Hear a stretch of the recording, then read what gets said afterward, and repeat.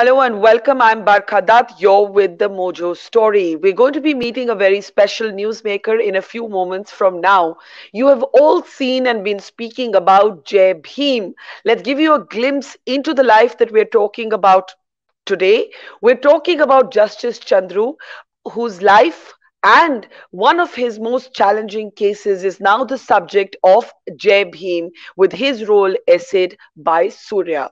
This is a movie that has moved millions across India and it is based on actual events. It's based on an actual case where Justice Chandru, then a lawyer, sought justice for the husband of an impoverished young woman.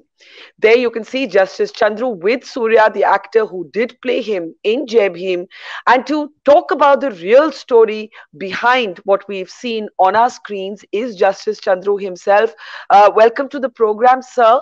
As someone who has lived your life as a Marxist, as an activist, always been inspired by the idea of justice, how do you feel to see your life and your character on in a movie essayed by Surya? This incident took place 28 years ago, and then after the case was over, some of the magazines asked me to write. I have also written, but it did not catch attention because the print media, slowly is on the way out. And after my retirement, when myself and the director went to a book fair in Neyveli town, I will describe this story and also showed the places where there was a police station, where the body was thrown out, where this tribal woman is living. He took interest in the story of a real story.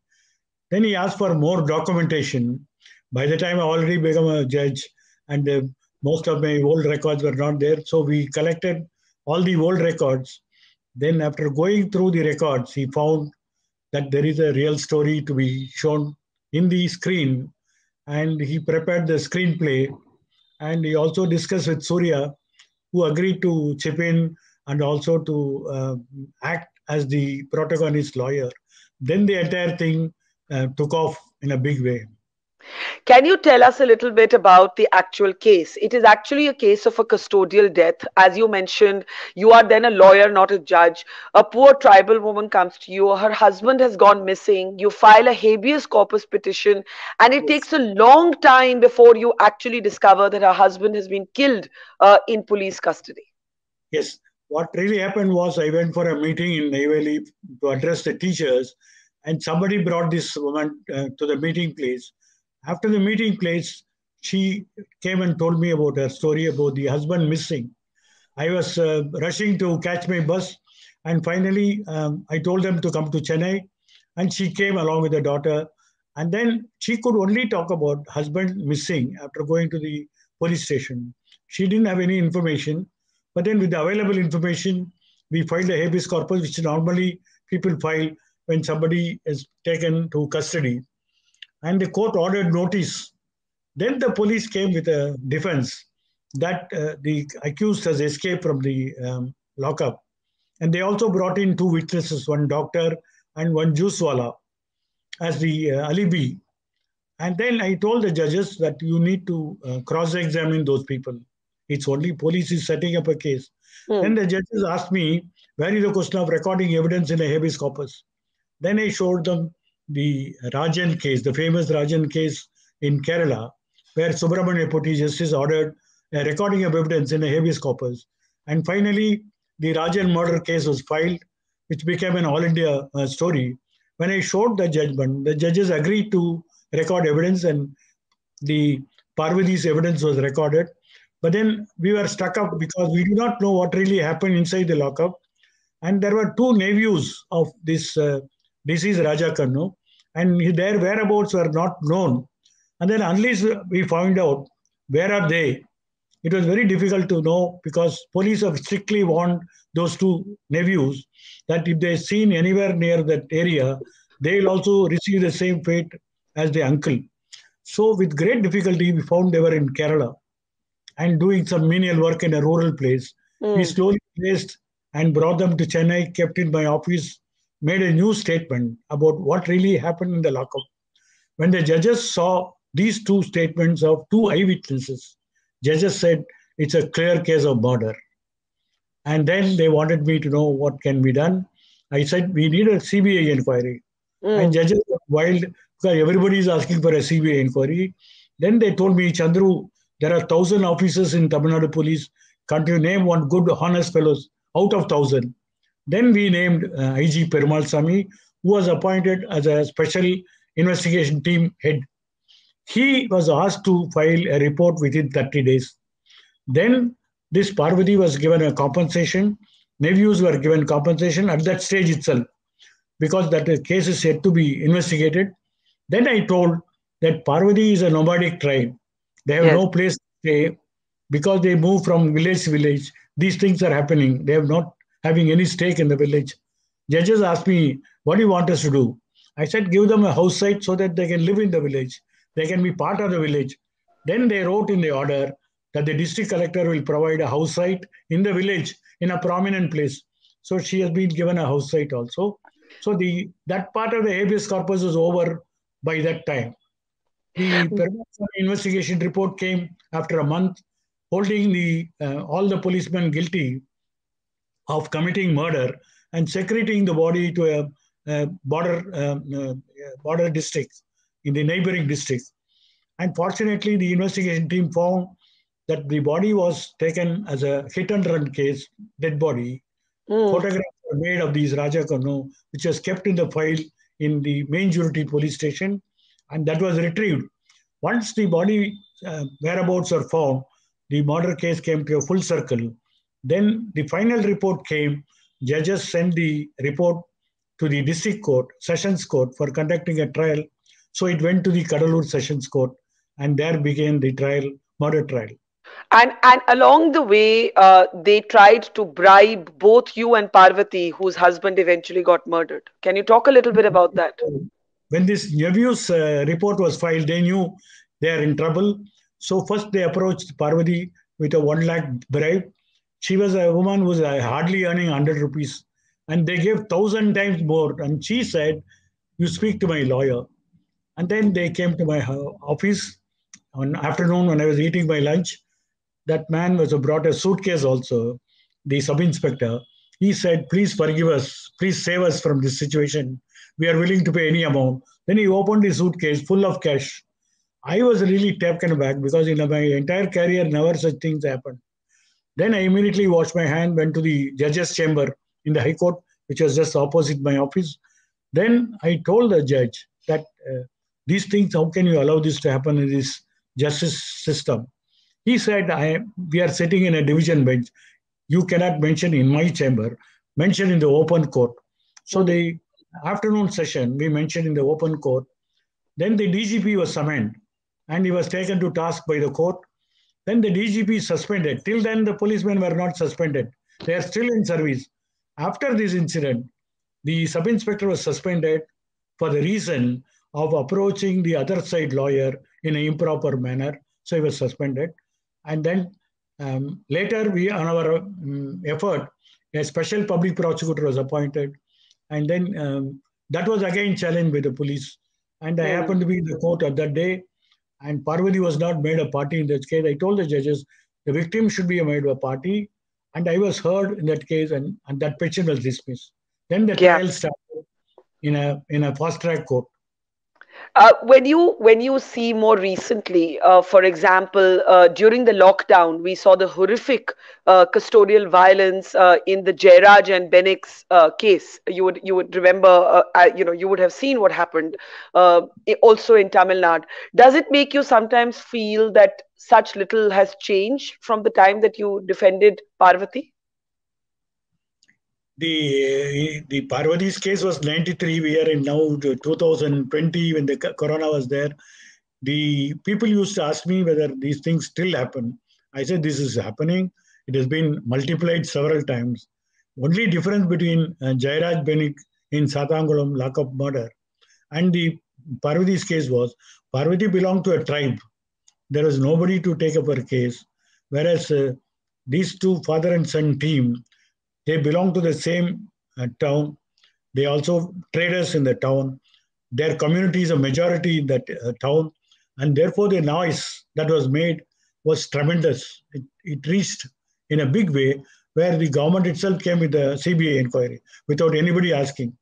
Whereas here, Parvati has to fight from scratch to get some justice. Whereas here, therefore, it shows two things. One is that the if you want to fight and if you want to be not within the firing range of the police, you need to have some kind of a strength in the area where you are living.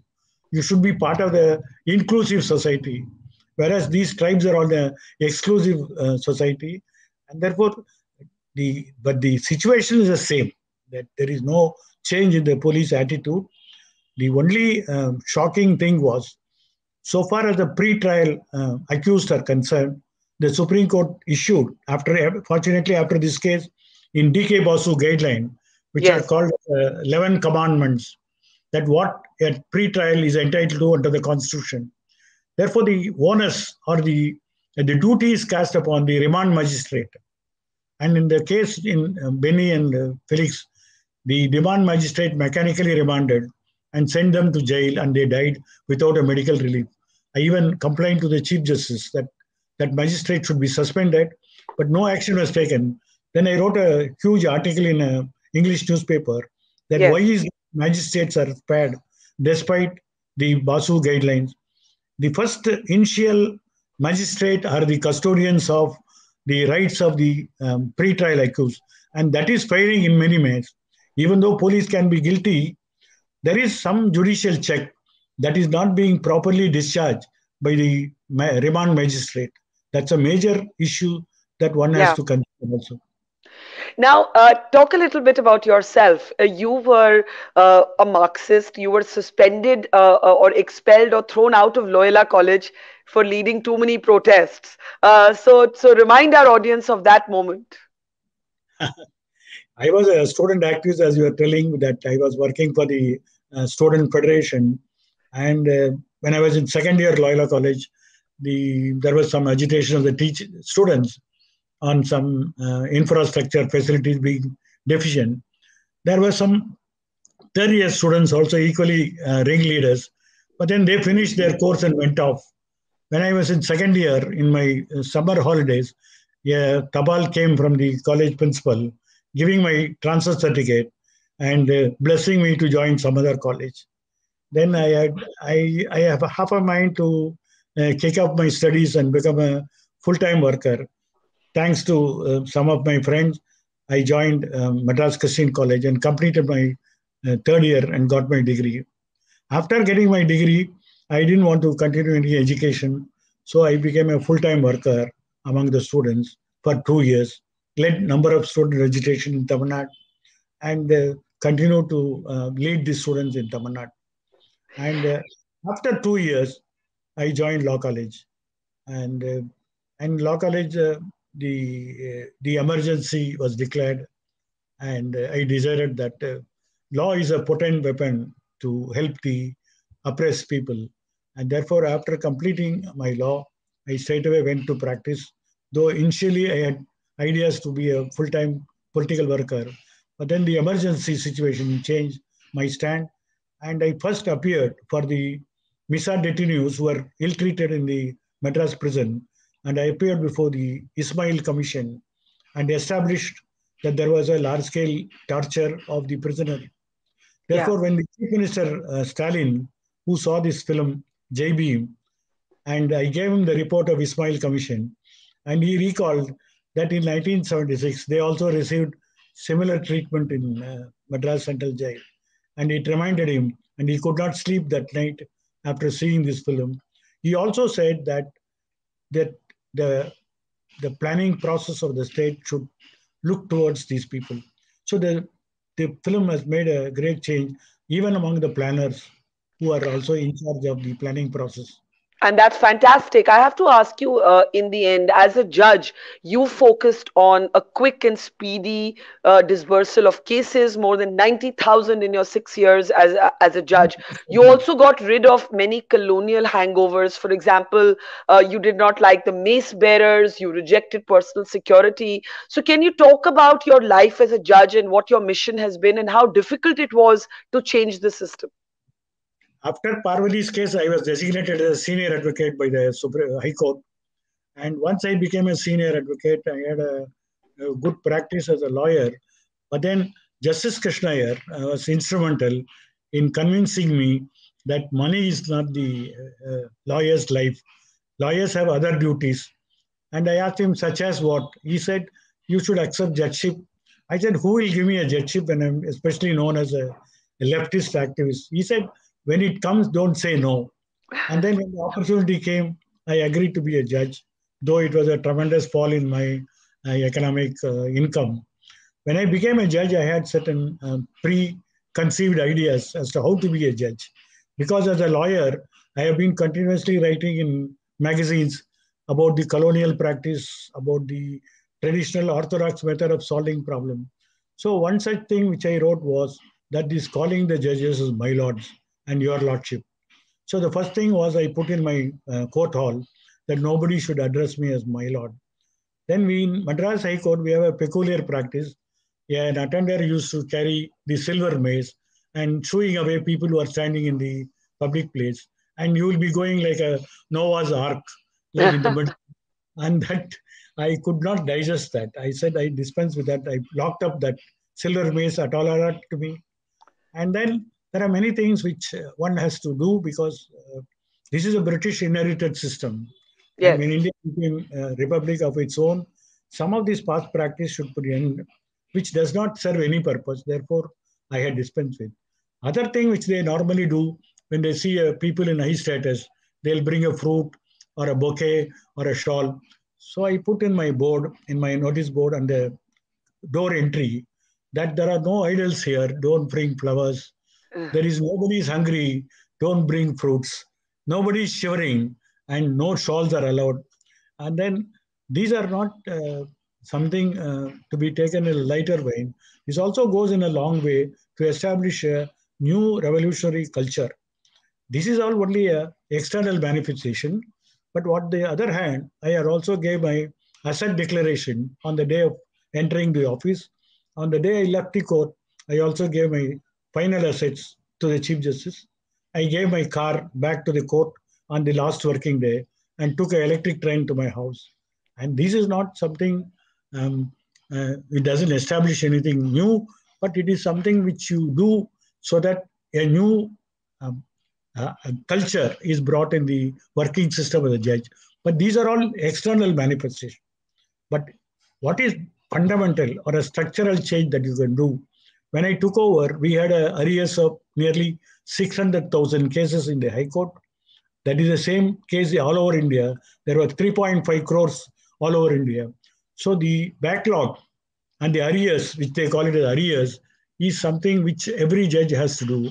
So once Chief Justice Kapadia said his advice to the judges is work like a horse, live like a hermit. So in my 7 years term, I worked like a horse and lived like a hermit. And I didn't do beyond that. Well, I do have to say that it's wonderful and inspiring to listen to you. There may be small individual changes, but if enough individuals make similar changes, then it can inspire a revolution. You have certainly inspired a revolutionary movie, Jai Bhim, that tells the story of your life and one of your most difficult cases as a lawyer, Justice Chandru. It's been a pleasure talking to you. Thank you, sir, for the honor. Thank you. Thank you. Thank you, sir. Thank you. Bye-bye. It's great to see you here. Thank you for watching our work. If you haven't subscribed yet, don't forget to click the bell icon and subscribe to Mojo Story and support independent, robust journalism.